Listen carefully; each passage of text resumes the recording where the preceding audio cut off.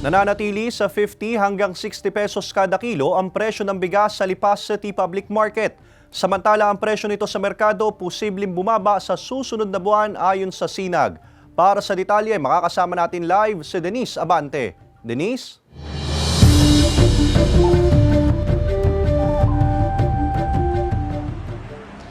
Malaking ginhawa na raw para sa ilang mga mamimili gaya na lamang ng ilang mga minimum wage earners ang pagbaba sa presyo ng bigas.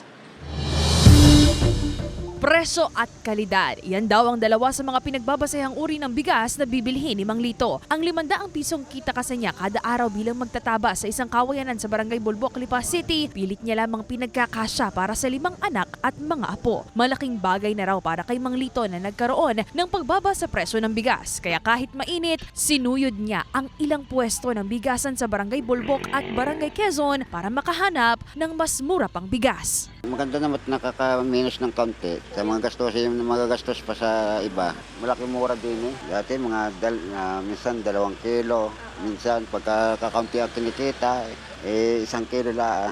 Sa halagang 300 pesos nakabili ng 5 kilong bigas, si Mang Lito ang sukling 200 pesos para naman daw sa ulam. Pero sabi ng retailer na si June, ang 50 pesos to 60 pesos per kilo na presyo ng bigas, posible pa raw bumaba ang presyo base na rin sa kanilang mga supplier. Marami raw kasi ang supply ngayon dahil panahon pa ng anihan. May darating mamaya, sabi niya, pilitan na namin maipaubos ito at halos yung pinakapuhunan na maibigay na namin para hindi matabunan. Kasi kung matatabunan nga ito, madadating ng bago, di doon kami sa bago, mai-stock to na mai-stock. Kaya ang ginagawa namin para walang stock, binibigay na rin namin. Bukod sa pagbaba ng farm gate price at harvest season, nagkaroon din ng pagtaas sa supply ng bigas sa bansa ayon sa Sinag. Bagay na nagkaroon ng malaking epekto sa pagbaba sa presyo nito. Sinasum up na. Next week, isama rin natin na iyan namin sa inyo. Stable naman yung bigas, pero depende yan dun sa paano ang treatment dun sa mga bigas na papasok. Sa ngayon, almost the same lang yung pasok. Magandang balita raw ito para kina Mang Lito at sa tinderang si Baby. Bukod sa makakameno sa gastusin ng mamimili, dagdag stocks naman daw ito para sa ilang mga tindera. Nakakabili kami ng mas mura sa halip na mabibili lang namin ilang sako.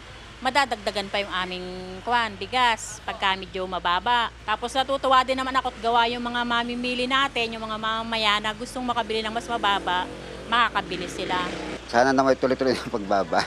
Para di mahirapan mo yung mga magtatrabaho sa mga lupa. Yung mga arawan, maghapon sa initan ni kakaunti ang kita. Sabi naman ng Sinag, nakadepende pa rin sa paggalaw sa merkado at farm gate price ang magiging presyo ng bigas sa mga susunod na buwan. Tulad ng dati, hindi pa rin nawawala ng pag-asa ang ilang mga tindera at mamimili na bababa pa ang presyo ng mga bilihin, lalo na ang bigas. Maraming salamat, Denise Abante.